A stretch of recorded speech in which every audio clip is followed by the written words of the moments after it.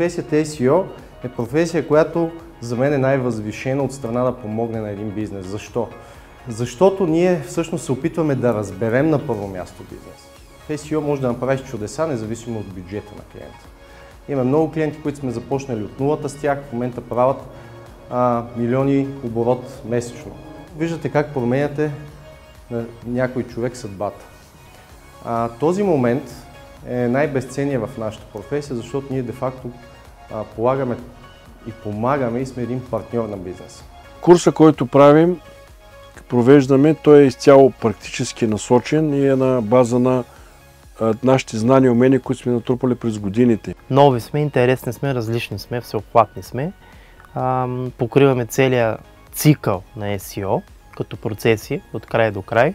Това е, което винаги търся в едно обучение, т.е. нещата да са to the point, да са много добре структурирани, да се предаде информацията максимално бързо и максимално бързо да може да се овладее от страна на курсиста. Най-много ме впечатли рядката способност на лекторите да обясняват една материя, която е доста комплексна, на места доста сложна.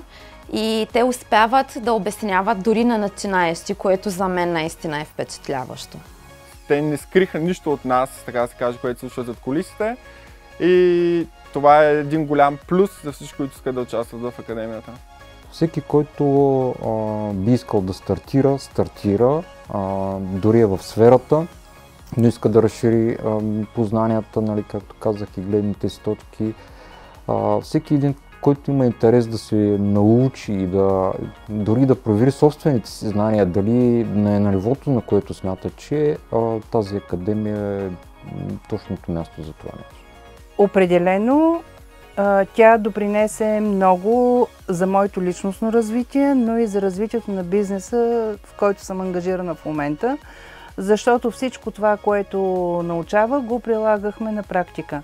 А това, че цялото това обучение се случва в рамките на Стопанския факултет на Софийския университет, дава една допълнителна кредибилност на цялото това знание и специализирана сертификация от МОН, с която тези специалисти после могат да докажат не само със знания, но и с диплома своето образование. Благодарна съм за срещата с всички други участници, така че абсолютно адмирирам и препоръчвам на хората да се включат. Задължително. С тази дума бих описал серпаката.